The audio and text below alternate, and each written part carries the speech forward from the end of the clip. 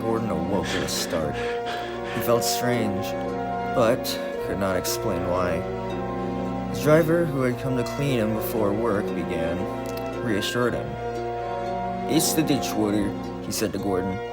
"It can get into your mechanical systems and make you feel sick."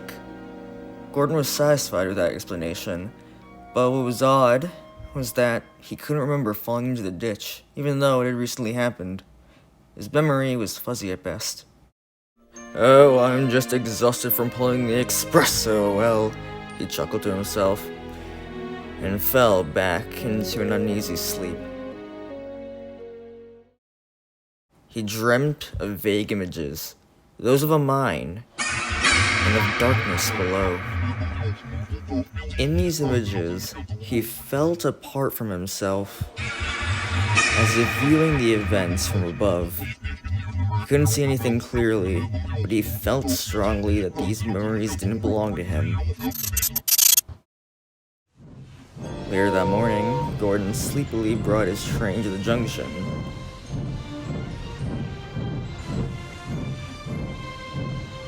Thomas, who looked equally tired, greeted him with a smile. "Long night, Gordon?" Thomas asked. "Yes, I had seen some very strange dreams," Gordon replied. "Me too. It was like we were both back at that mine again. But when I awoke, I couldn't actually remember being there at all." Gordon's eyes widened. "I had the same dreams. Come to think of it, I can't remember falling into the ditch, much less rescuing you from the mine." "What does that mean?" Thomas asked. "I don't know. We only just came back.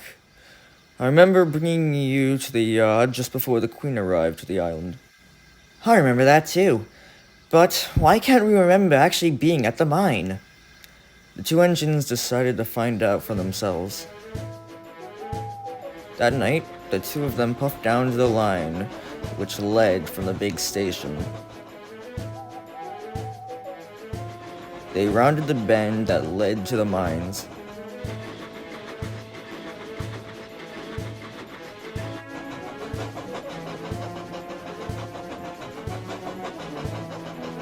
But they were met with cautionary signs, which read, "Danger, collapsed mine ahead."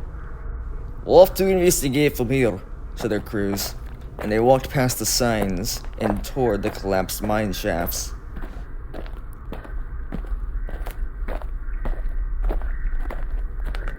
They came back a short while later. "What are you doing back so soon?" Thomas asked. "Nothing to see here. Let's head back." Thomas and Gordon didn't believe them. "You didn't even bring a light with you. How could you even see anything?"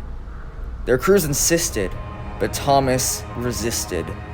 He sped through the cautionary signs and stopped at the edge of a large gaping pit. When he looked down inside, he shrieked. "Gordon?" Thomas called.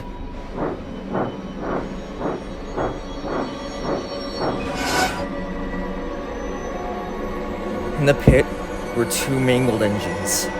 One looked exactly like Gordon, and the other like Thomas. Who are those engines?" Gordon asked. A terrible feeling began stewing deep in his boiler. "I can't explain," said a familiar voice. The Fat Controller stood next to his car, a light in his hand.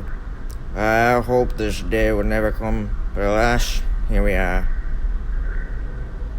"These were you," he said solemnly. What do you mean, were?" asked Thomas, distress in his voice.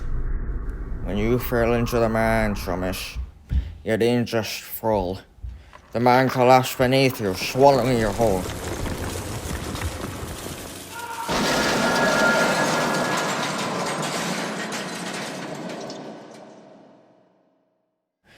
We tried bringing Gordon, our strongest engine, to lift you out with a pulley system, but we misjudged how hollow the shaft was below, and he too fell into the growing chasm beneath the ground."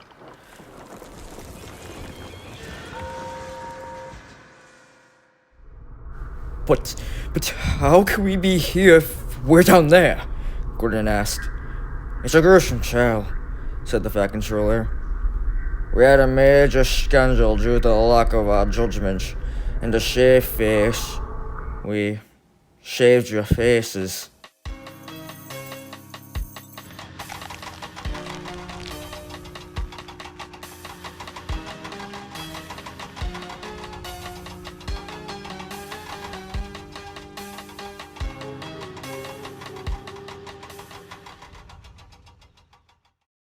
There was a talented engineer from crew who moved your identities into new shells.